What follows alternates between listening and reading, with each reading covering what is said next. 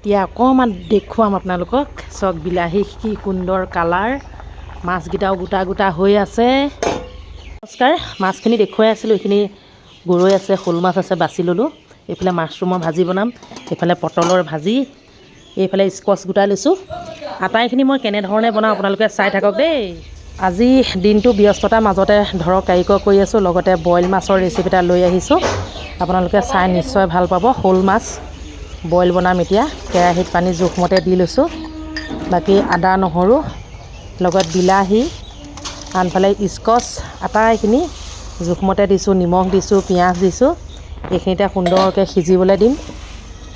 লগতে আপোনাৰ মাছকেইটাও মিশ্ৰণ কৰিম এতিয়া। বইল মাছৰ ৰেচিপি দেই, এনেধৰণে বনাই খাবলৈ বহুতেই টেষ্টি। আপোনালোকে প্ৰায় বনাই খাইছেই চাগে। জলকীয়া অলপ বেছিকৈ দিছোঁ, জ্বলা হ'লে খাই ভাল লাগিব বইল মাছত।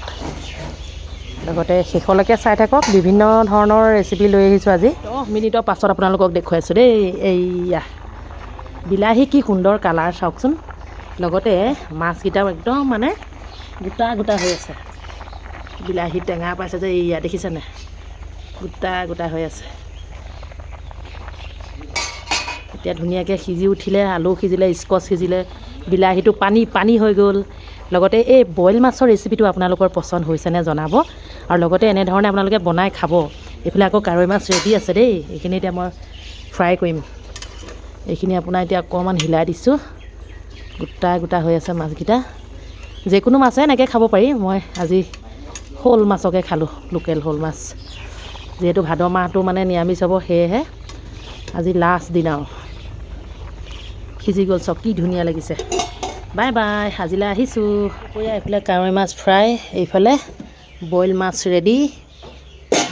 আজি দুপৰীয়াটো মানে সুন্দৰকৈ এসাঁজ খাম এতিয়া। লগতে আপোনালোকক দেখুৱাই পেলাই লোভ লগাইছোঁ। মাছৰুম ভাজিবলৈ লৈছোঁ, দেখুৱাম কৈছিলোঁ সেয়েহে দেখুৱাইছোঁ। এয়া পিঁয়াজ, এইফালে কেৰাহীত তেল গৰম।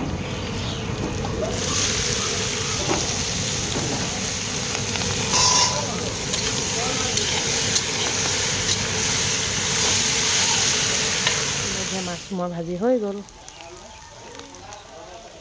এতিয়া বনাম এয়া পটল আৰু আলু। সকলোখিনি যোগাৰ হৈ গ'ল। এতিয়া মাছৰুমৰ ভাজি হ'ল। এয়া বইল মাছ এজনে খালেই, ভাজিয়েই নহওক। লগতে বস্তুবোৰ ধুনীয়াকৈ গোটাই কৰি লওঁ, দেখিছেই।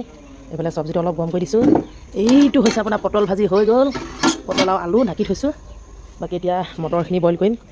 এই শাকখিনি মই কালি ভিডিঅ' বনালোঁ, কিন্তু ক'বলৈহে নোৱাৰিলোঁ।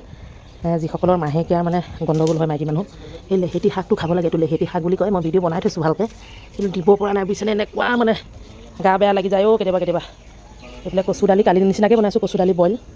তাৰপিছতে আপোনাৰ এইফালে এতিয়া ভাত উতলি আছে। এক পাচি ভাত বনালোঁ, আকৌ এপাচি এতিয়া বনাইছোঁ। লগতে মাছ চাত ভাগি গৈছে। ভিডিঅ'টো ইমানতে সামৰণি মাৰিছোঁ। কেনেকুৱা লাগিলে জনাব। Bye bye.